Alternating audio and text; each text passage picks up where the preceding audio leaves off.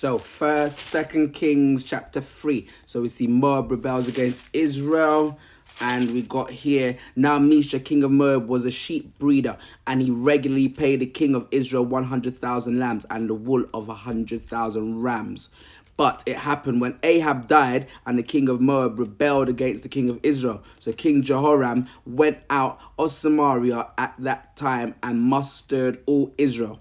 Then he went and sent to Jehoshaphat, king of Judah, saying, the king of Moab has rebelled against me. Will you go with me to fight? So these three kings are going to fight, but Jehoshaphat, remember Jehoshaphat from Judah, he is a man of God, and he wants to find what does a prophet think. So, but Joseph said, is there no prophet of the Lord here that we may inquire of the Lord by him? So one of the servants of the king of Israel answered and said, Elisha, the son of Shaphat, is here, who poured water on hands of Elijah.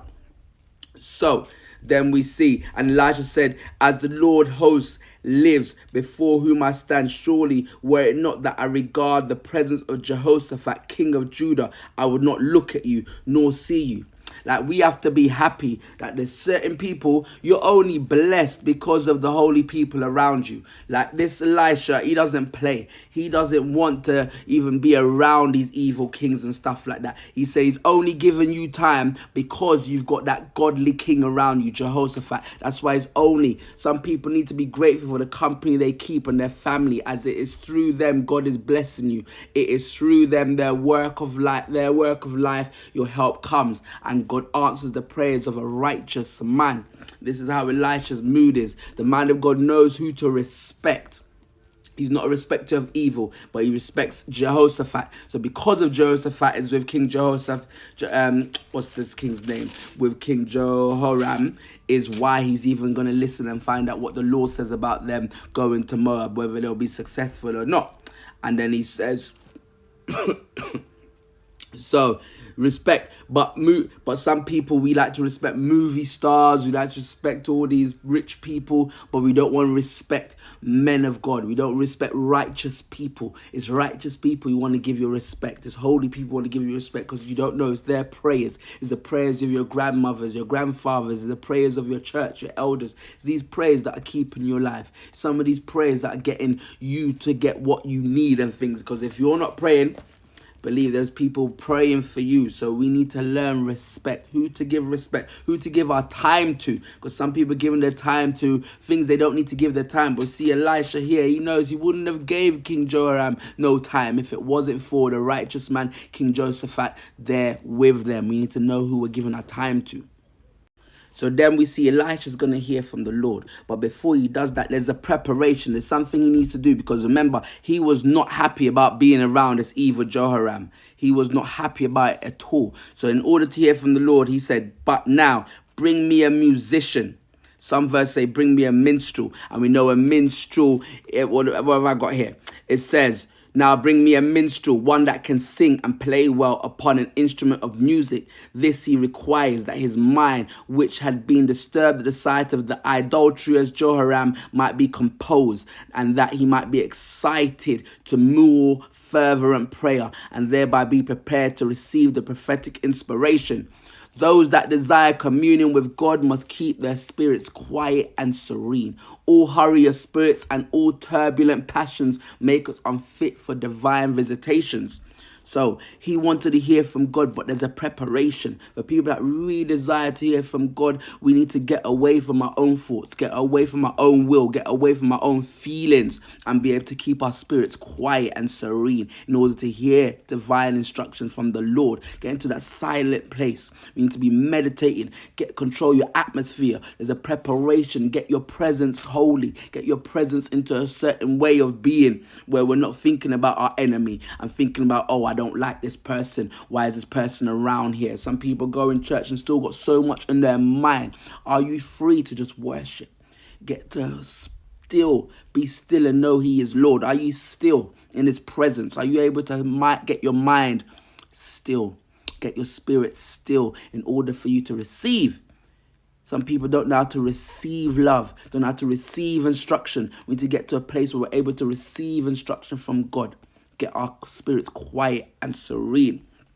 Music, we seeking help. People that are praise and worship, helping us to get into communion with God. We need to get into a place where we'll be able to hear from him easily. So now they hear from God. He gets a message and he says, now when it happened, also you shall attack every fortified city, and every choice city, and shall cut down every good tree and stop up every spring of water. So they hear that and they're there, they're fighting the enemy. And we have to see the type of enemy we are fighting.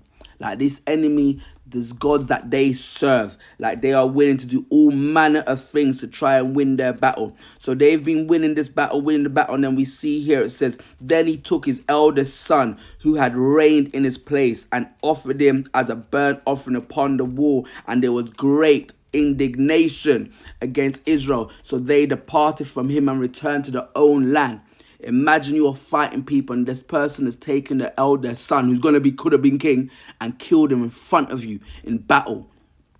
So why did they depart? So there's different interpretations. Some will say, imagine he's killed their son. He's killed the king to be in front of everyone. So all the Moabites would have blamed Israel, so they'll be fighting even more and even angry, blaming. So they're fighting more. So Israel's fled. Like the fight became more. But even more better translations is people saying it's actually, imagine you just saw someone do something so wicked, so evil, and you've already kind of won the battle. You've already been fighting on all these places already yours, or you've already kind of been victorious. So when you've seen that is a horrific thing. It's made them flee and think, oh my gosh, why did I even come to this battle? Like what you've seen is so shocking. These people fled. They didn't even want to be part of this no more. We got here.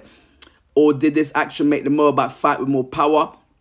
Another example says, great wrath on Israel means Israel, that is, they were extremely grieved on account of this barbarous sacrifice and wish they had not pushed on war so far, which ended in such a horrid action. They departed from him and returned to their own land. They resolved to prosecute the war no further, but raise the siege by common consent and return home for fear, and such thing should be done again. And then some would also say it's the fact people believe in the wrong God. So even in this war, some of them are thinking, oh my, if that's what he's willing to do, their gods were going to answer him, and they get scared by that as well, thinking, yeah, his gods, because what type of evil we're fighting? People went to sacrifice their own son, people being led by other gods that lead them to make these types of sacrifices. Heathens, when in calamity and distress, to offer up to their gods what was most dear and valuable to them, and particularly to Phoenicians and from the Carthaginians, and had this custom, who at one time offered up 200 sons of their nobility to appease. So we got people, the evil we're fighting, people, these masons, all these people trying to do sacrifices,